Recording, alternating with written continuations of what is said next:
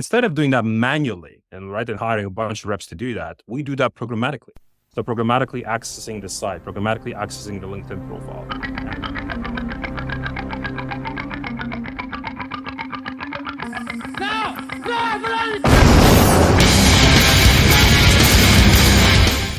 That I've seen in a long time. I actually had this idea 8 years ago. I'm doing the cold email.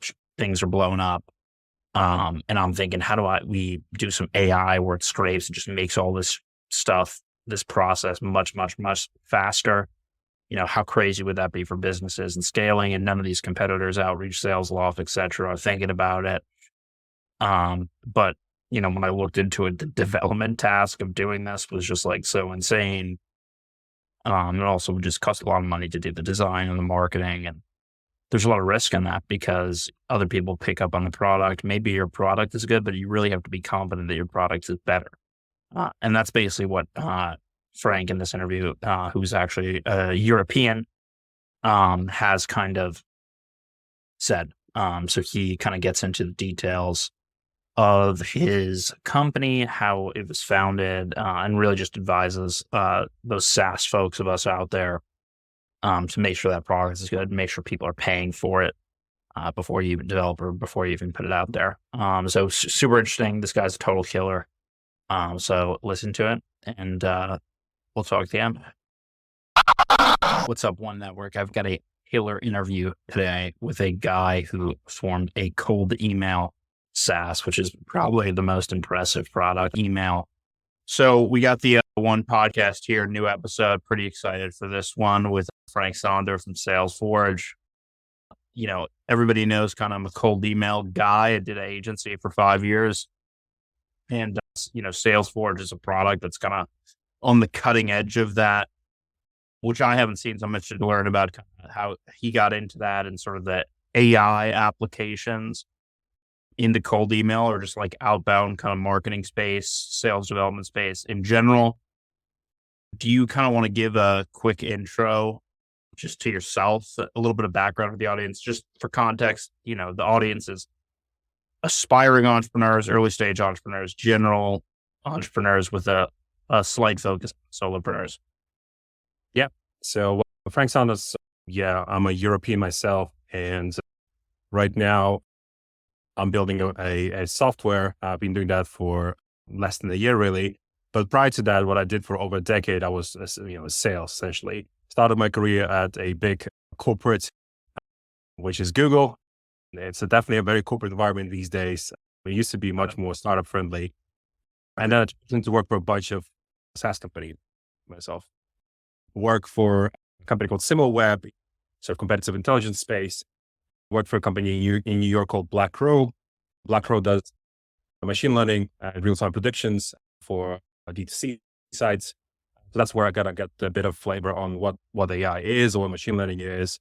And some of those concepts that I learned over at Black Crow, I'm actually implementing as well in Salesforge. And in my last week, I just led a sales team of about 50, and I saw a huge sort of bloated head we had. And of course, the CEO wanted to reach the target with the least possible reps, but the only way for us to attain the target was actually hiring more reps. And this is where I saw that actually the software market is probably broken. So the number one player in the space being Outreach, which is what we used at Watergraph, and I just thought it wasn't good enough. Yeah. And so this is what led me to, hey, I need to build the software from ground up that doesn't necessarily rely on reps. Yeah. But actually the scaling or the activity can increase significantly for a single individual or a single rep. And that's where it led us to build, or one of the reasons why we built Salesforge. So what Salesforge does, Salesforge allows us to go back. Can we just go back for a second there? And I do want to get into that. I'm super interested in that. But so we interviewed a lot of people here. It's pretty interesting. Most of the SaaS entrepreneurs that I know have a career. They got into it basically like kind of working at a number of SaaS companies, kind of seeing how that operation go and sort of getting an idea. Did you always have did you always think about like founding a SaaS company or founding a company in general? Or was that something that sort of came up in those, initial role or one of those roles that you have? Obviously, we're familiar with SimilarWeb as like a competitor to Alexa, SEO research tool, been around for a long time. But so how did you was that all something you always had in mind? Well, I had in mind to start a company, and it was definitely B2B and SaaS. And the reason why I love SaaS is because everything moves fast. And I'm a guy that executes and moves very fast.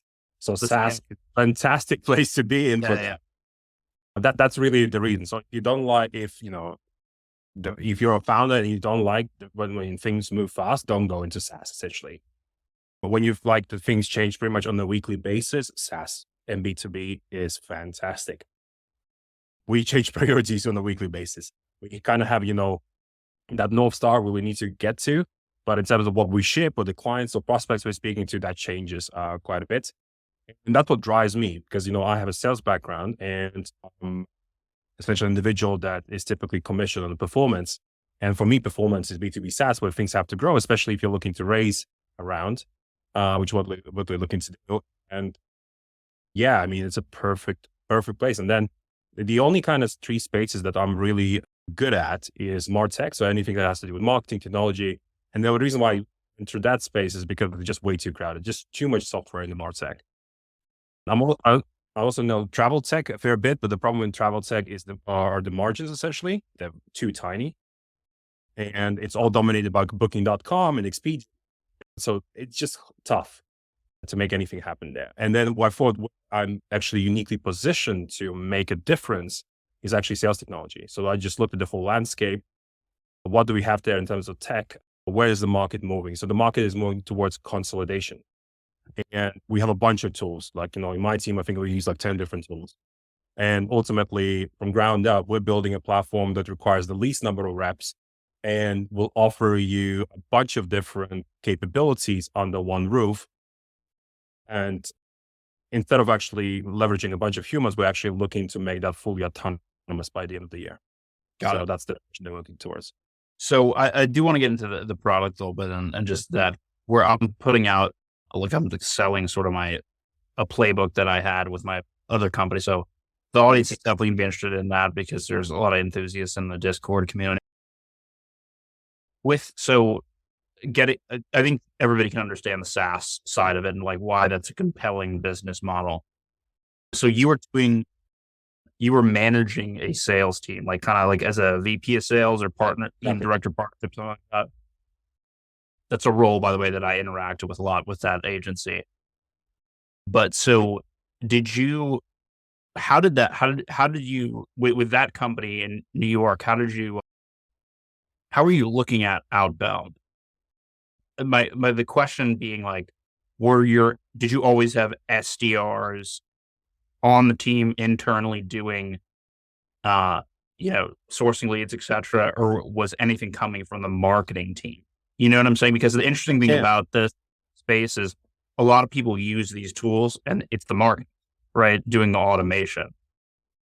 But, obviously you have sales teams too. It's the primary source besides cold calling. So how were you what was going on with that company? Yeah. So my previous job working at Watergraph, so that's where I had a team of about 50. So when I entered the Autograph. business, yeah, Watergraph. Yeah. That's where I was. Dashboard. It's like Yeah. that. Marketing dashboards. Yeah. Yeah, exactly. So our ICP was marketing agencies predominantly, some of the larger brands, etc. But typically agencies that have to report on the submission, ads, SEO, many of those things, right? So they have to report, they get paid for that. So Watergraph is a fantastic platform for that, one of the top choices in the market. But the problem was naturally that we have a bunch of competitors, and yes, it's a huge market. But historically, where the company started, most of the leads were coming via inbound. And then slowly but surely, we started to unlock outbound. So when I joined, it already had 4 SDRs not 4 SDRs, about 6 SDRs or so. And then we scaled that to 20 SDRs. And so we made a huge focus on outbound because if you're doing inbound for such a long time, you're already maximizing all possible channels. So of course, the next step then becomes, okay, now we need to focus on outbound and can we actually make outbound happen? So this is where I was using back in the days, one of the, what we call legacy platforms. And we were doing email, call calling, doing stuff on LinkedIn, etc. But actually majority of the business came through cold calling. So we're calling all around the world, actually, US, Europe, Australia, and selling our software relatively successfully. And one of the things you will observe essentially is naturally conversion rates are significantly lower, but things like, CAC payback period, LTV actually is significantly better. So from a, just overall profitability standpoint, especially, looking at the landscape that we're currently in, where you have to be significantly more profitable, outbound was a lot more profitable. And the biggest natural expense in outbound is the headcount, right? Which is what I'm currently working on, reducing the headcount, right, for companies. Okay. But on inbound, the biggest cost typically is the ad spend, right? So Google ads, Facebook ads, and all that stuff. And once you're maximizing impressions, conversion rate, etc., it's hard to sort of scale further, really. That's why inbound was paramount. And yeah, we're scaling that across multiple teams, using the right tech. And yeah, then essentially outbound grew maybe from about 10% of total ACV to about 40%. So it definitely made a huge difference. Yeah. Quick aside. I'm actually looking at my email right now, and I used WhatAgraph with another agency 6 years ago. So I'm looking through some cold emails from 2018 and the meetings. Oh yeah. Well, I actually can see a couple of guys that used to work for me. Yeah. So I'm wondering, okay, cool. So what at that point when and by the way, so I think what people understand is there's like two motivations for using the outbound software. Yeah. One is saving time and money on the SDRs, which is kind of like the pitch of the agency. And the other is actually just like getting, with AI, being able to get like better results than even like an SDR could. But at that point in time, like what were you using? What was like the setup? I don't know if you can get into sure. So the core, so the CRM was Salesforce. I'm a big Salesforce fan myself. I definitely know HubSpot, but Salesforce is a lot more powerful than HubSpot. If you ask any salesperson, we're going to say HubSpot. The Marketing people it's always HubSpot marketing people. But so the setup was Salesforce. That's typically the first thing you buy.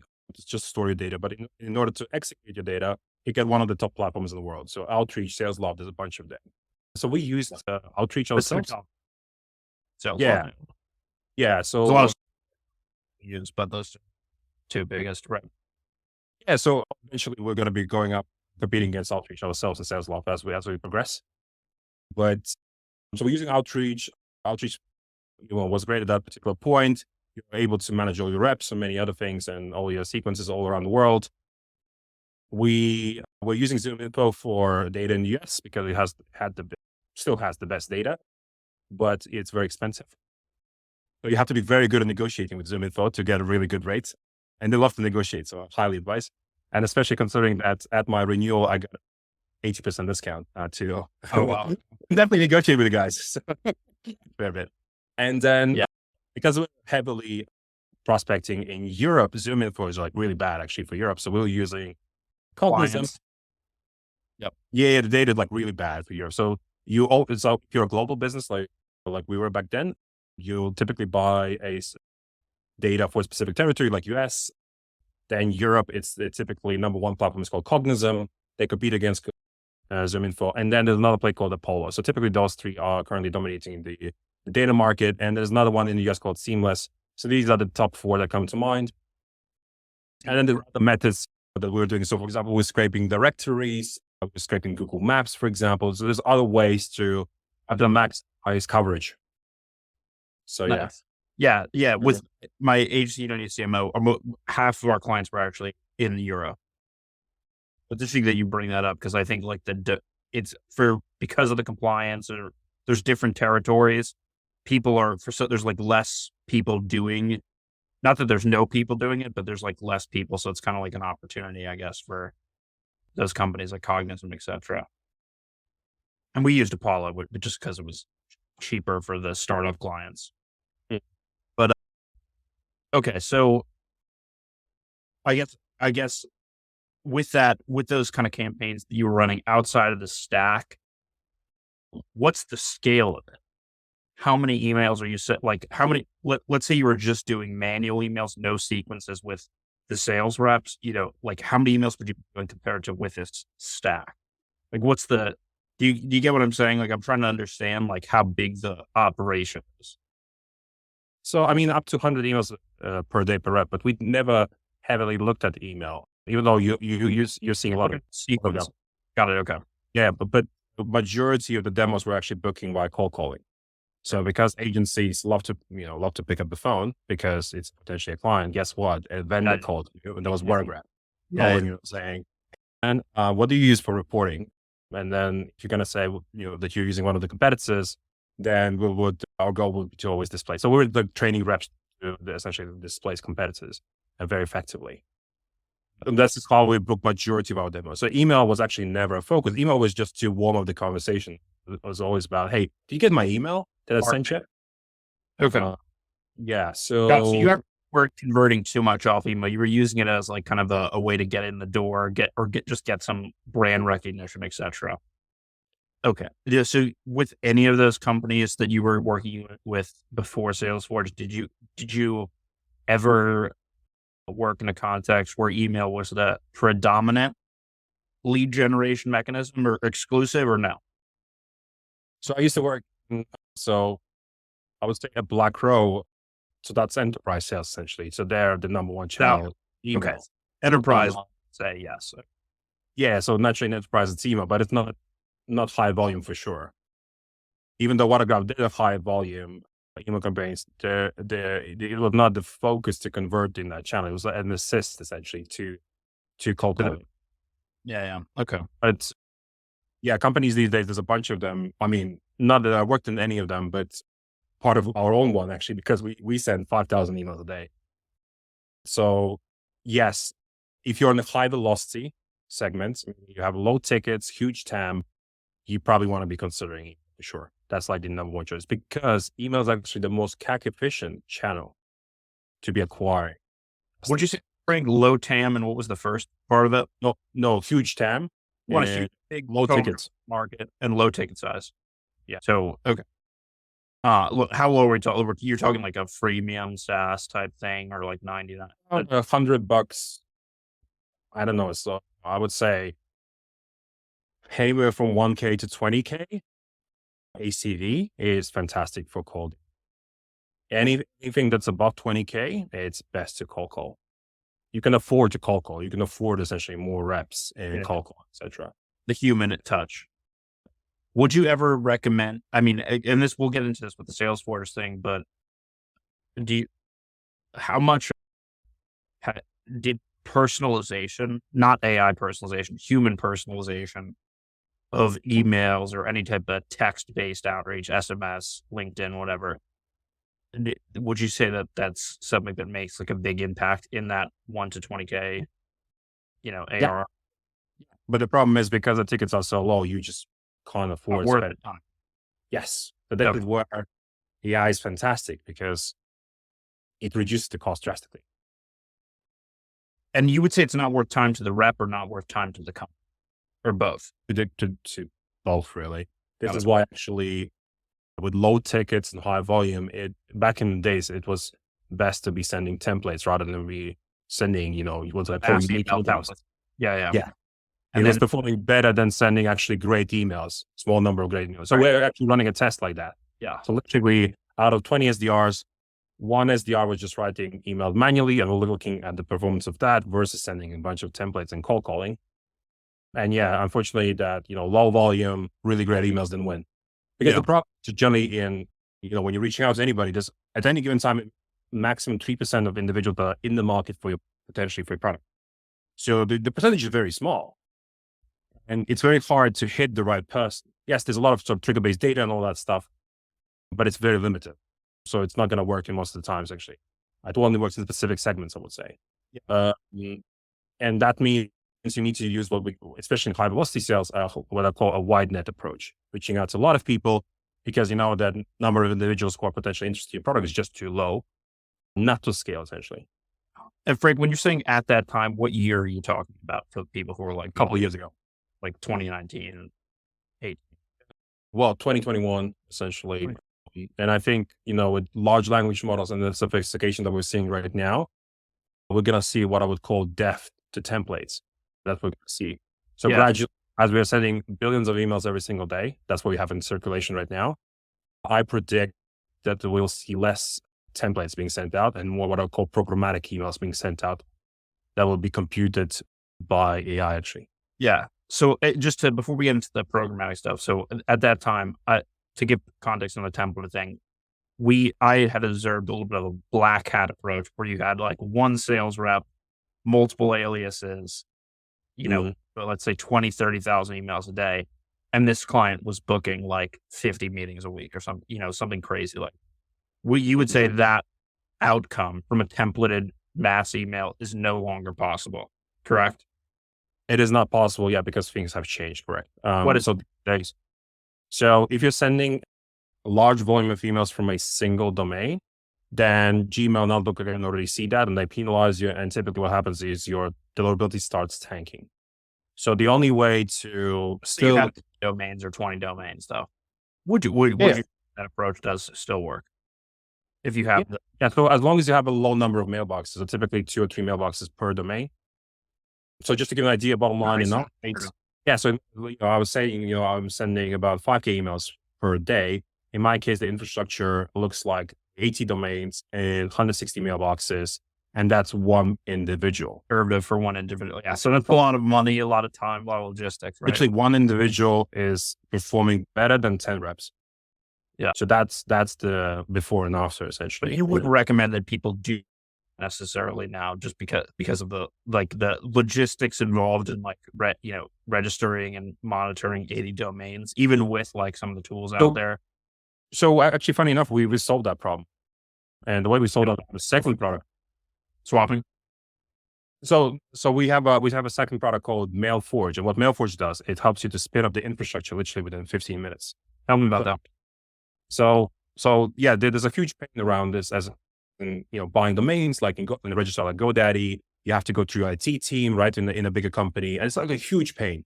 Instead, what a sales rep who is typically unsavvy wants to log into your platform, select their domains, select the mailboxes, and then off you go, you connect that to sort of a sending platform. So personally, what I've done last year, I've set up over 100 domains manually myself. It took me weeks. And also with Gmail accounts and Outlook accounts, all that stuff, it's a nightmare. So, and I always say everything that's a huge pain and it's a huge market, build a software around that. So that's why we launched a few weeks back, MailForge.ai, which does it literally within 15 minutes. I'm just going to say, as someone who has maybe 2,000 or 3,000 domains registered, and at one point I was doing them myself, or you know what I'm saying? I was always I kept Googling. What's the, you know what I'm saying? Easier way than going through GoDaddy, Google, blah, blah, blah. And especially with the clients, when they have these procedures, right? Or with their IT department, it's a pain in the ass to get around, which is one of the reasons people don't. Yeah. So we skip the IT right now, literally, for most companies. So yeah, sales rep right now, or VP sales can go to that. And you get the mailboxes in there. Do you have any everything? Is it tracking the DK? Yeah, it does.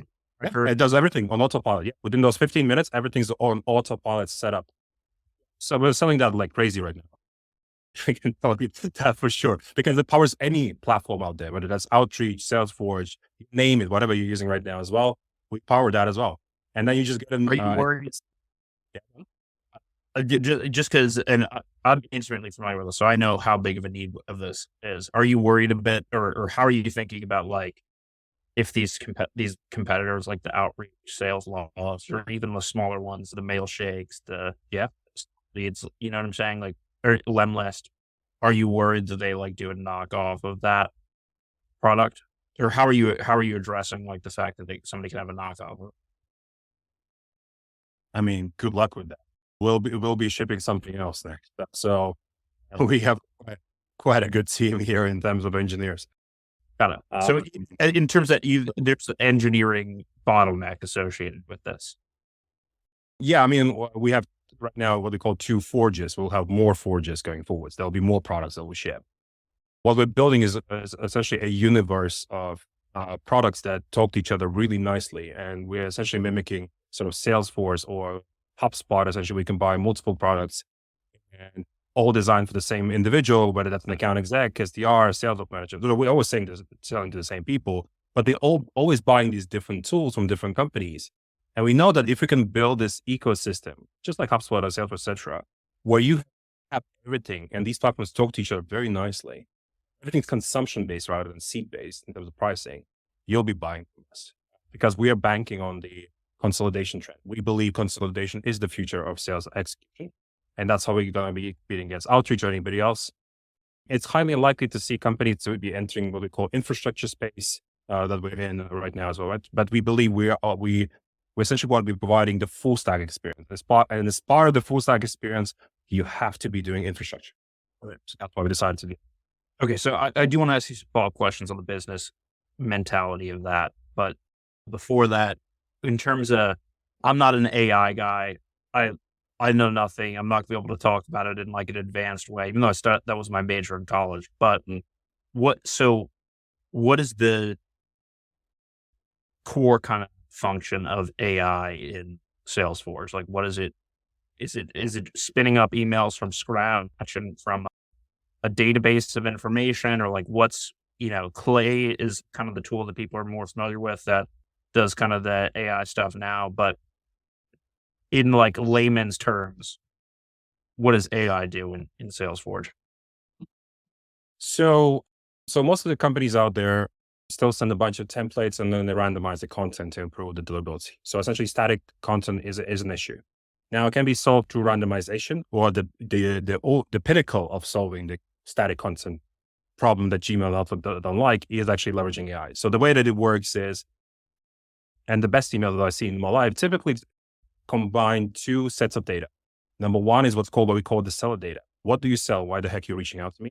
And number two is what do we know about the prospect? Typically crawling the web. So what a typical sales rep does, it checks out the site of the prospect, checks out the LinkedIn profile of the prospect, right? And based on that, typically then crafts that, great email.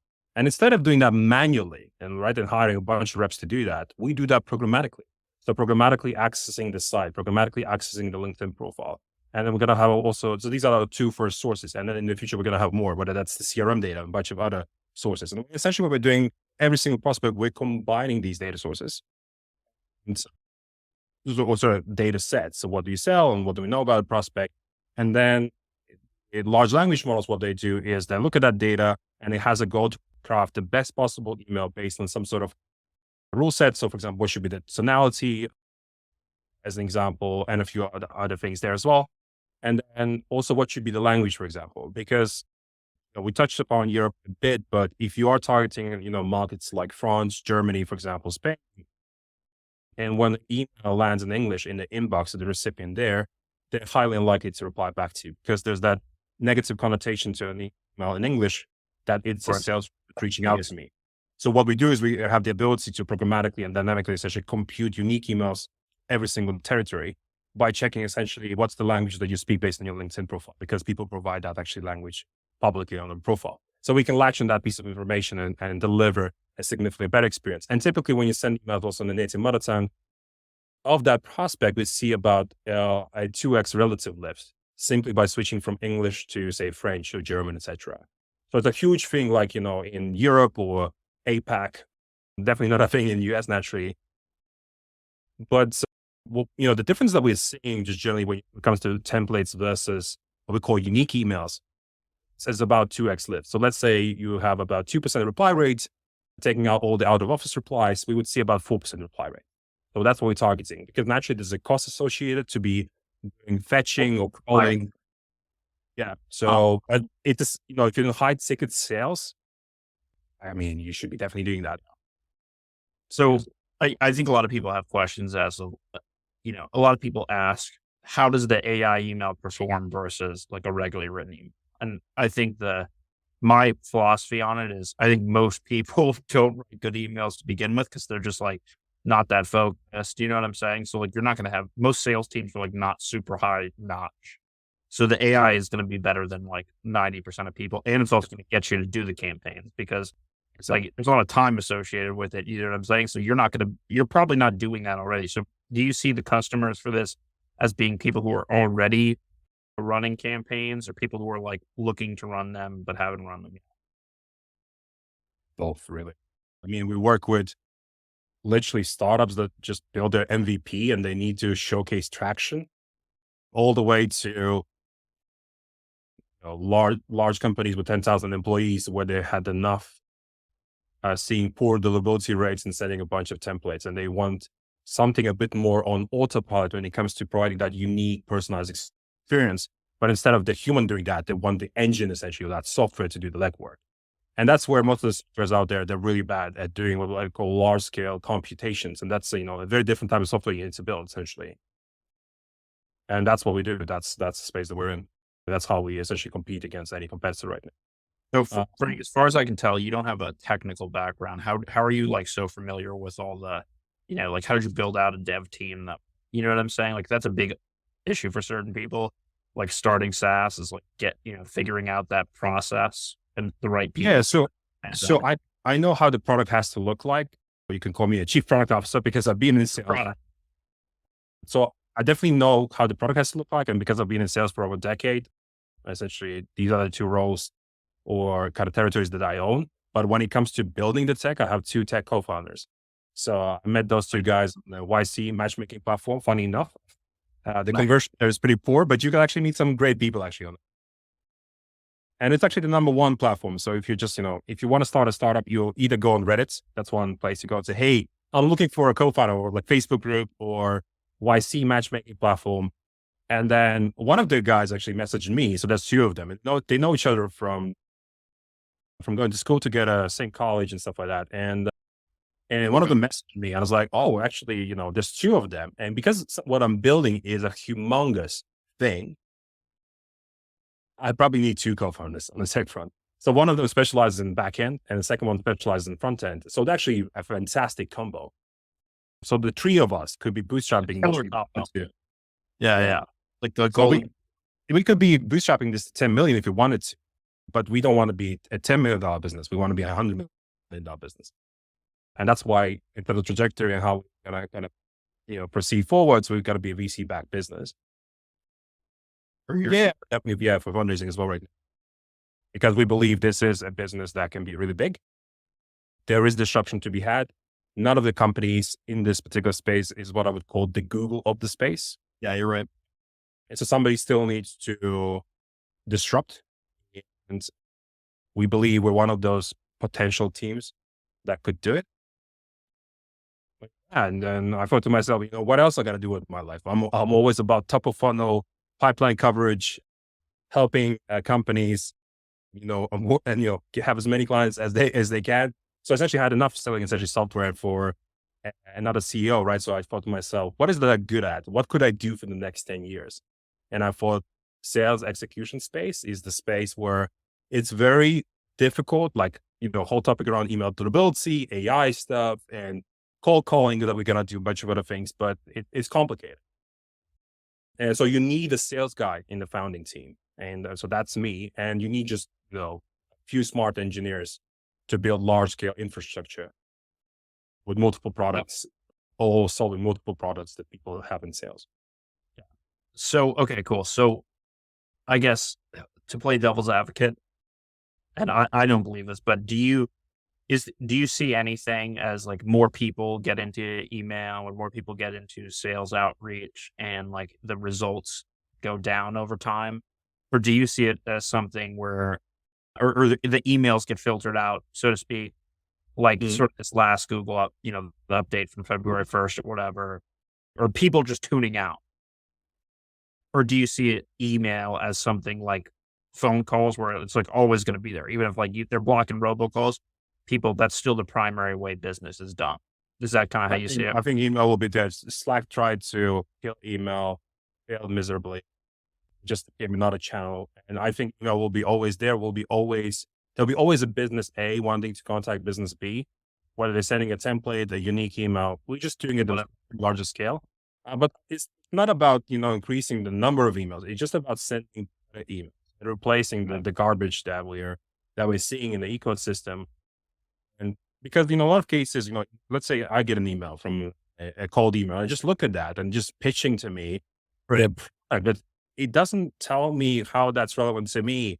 And this is where that buyer data that I talked about, they have not used any of my information, my LinkedIn profile, my website, nothing. They just, all they did is to put first my company name. That's it. And that's nothing really. I think that's a huge opportunity to disrupt the way that email works. And it's just going to be better. And the reason why I don't believe this will die, yes, of course, maybe efficiencies will drop slightly, but everybody has a cap on their TAM. A TAM is not a limit. Once you start capping out on your TAM, it's not like you're going to be sending more emails to the same people. You're going to be, using cold calling or LinkedIn, whatever you're using, right, to try and convert. Because I'm a big multi-channel. So this is where we're looking to bring in these capabilities into play. Yeah. It's also like, even if, if Google or whoever like limits the total number of emails, that makes it better, honestly, right? Because it's like, now you have to have quality. So there's more competition. I think it's overall good. So, I mean, overall it's good because it eliminates the real spammers. There's really bad emails out there. And it's great what Google does. It makes it more difficult for real businesses to be sending emails to another business. And that's fine. Then the software has to adjust. And this is what I was saying, a lot of that software that right now that we have in the market, all legacy software, it doesn't focus on deliverability. And the fact that all the legacy software is so charged per seat is just a huge problem, because especially when companies are not looking to have a huge headcount, they're looking to be lean and mean, right? So they're looking to reduce headcount, but still have the same output levels or higher, right? And to do that, you need to kind of build a very different type of software. Right? So that's ultimately why, we're building it from ground up, a very different type of software. And I see, the future, I see the future where we're going to have companies running very small teams in sales, but essentially we're going to have the A players in the team, having an A star software essentially. And we're also going to see what I call augmentation. So we're definitely going to see a thing called AI agents augmented together with humans, driving pipeline. And in some companies, it won't make actually sense for financially to have any sales team. So in that case, we will see that our agents will be running the whole pipeline generation autonomously. So we will definitely, and that's also the direction that we're moving to as well. Cool. Okay. So shifting gears, I'm a marketing guy kind of by trade. How you're a sales guy, I think you would say that, right? What are you looking at in terms of, obviously you mentioned fundraising, which would enable like a larger marketing effort, but how are you looking, in the bootstrap kind of stages right now, which is a lot, our audience is always, a lot of them are in that position. How are you looking at marketing? So look at marketing from a bootstrap position. Yeah. So what are you doing as far as marketing? Like what are the primary channels? So I guess probably the main thing that we do from a marketing perspective, we want to make sure we have a kick-ass website. So that means I provide the content, and then one of the other co-founders actually builds the site. So our site is pretty good. Like that's your core asset, right? So because people buy from you sometimes because your site looks good and you have a great UI and UX, right? So that needs to be kind of spot on. So I call that product design. It's a product design, product marketing, right? It's just marketing, bro. But in terms of to drive acquisition, you need to be there where your ideal customer is, right? So most of the salespeople are either on LinkedIn, Reddit, some of them are on Discord channels, right? And stuff like that. And you need to be able to mingle with them in their environment, right? And for me, number one channel is LinkedIn. So that means on a weekly basis, I'm trying to figure out what is the content that I can push out in terms of educating my audience or sharing my, sort of tidbits in terms of what I'm doing as a founder. And that attracts other founders to talk to me, right? And yeah, so LinkedIn is a big one for us. We post some stuff sometimes on Reddit as well. Also, indie hackers, that's where I go and post some stuff sometimes. So, for example, right now we're launching on Product Hunt, our second product on MailForge, which is going to be on the 13th of Feb. And for example, we launched last year in September on Product Hunt with Salesforge, and we had 1.4K votes. So that gave us a good boost in terms of sign up and a few deals as well. But the typical thing that Product Hunt gives you is the SEO backlink, which is fantastic. And then, then over time, people, still bump into you on Product Hunt, and then they transition over to your site. So you need to do these little things as well from a marketing standpoint. And we do a bit of also PPC as well.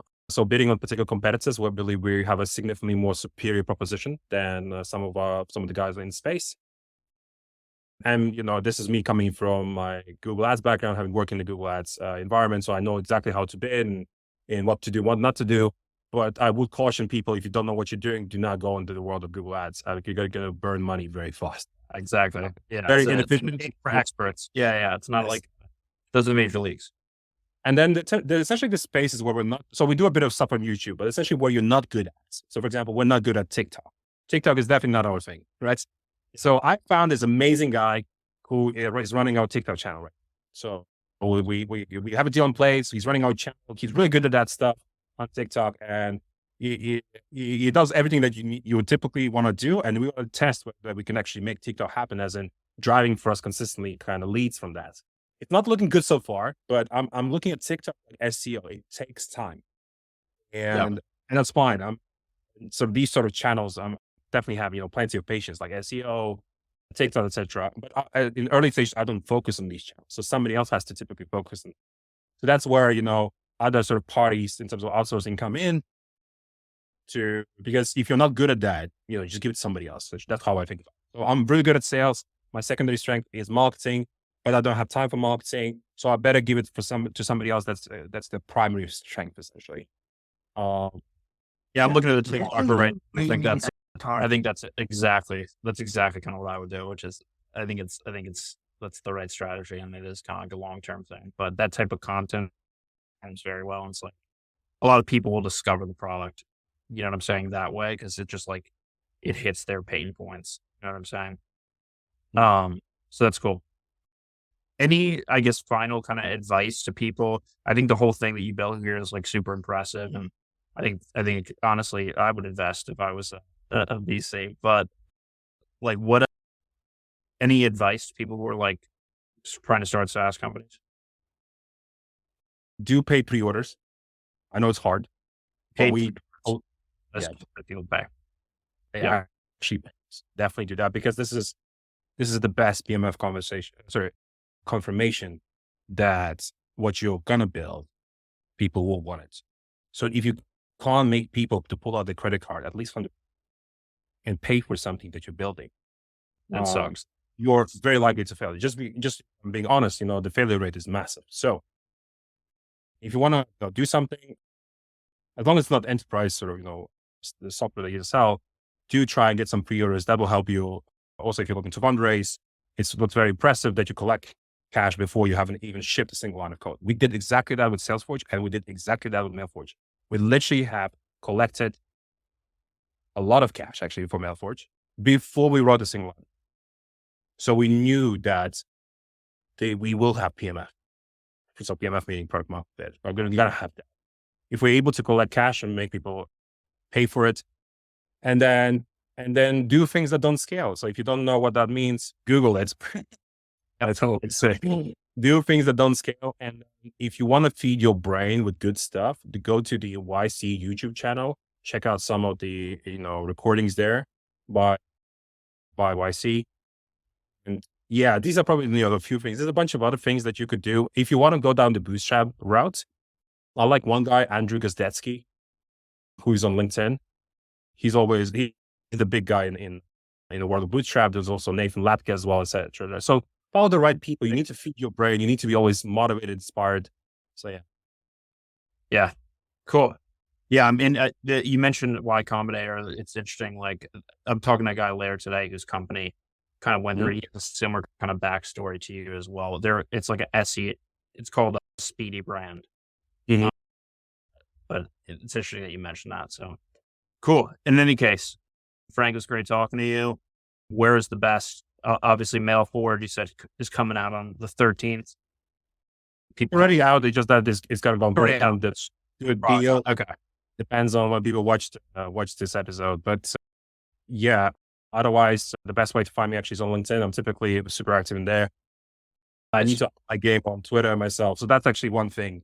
Probably I need to still, it's my weakness essentially, not being as active on Twitter, or what we call X these days, but I'm super active instead. It's just that I can't be everywhere. You have to focus really. And that's maybe the piece of advice. Focus, work on one channel that's very predictable. For example, cold email, or parallel dialing, so cold calling at scale. So focus on that. Hire And, people.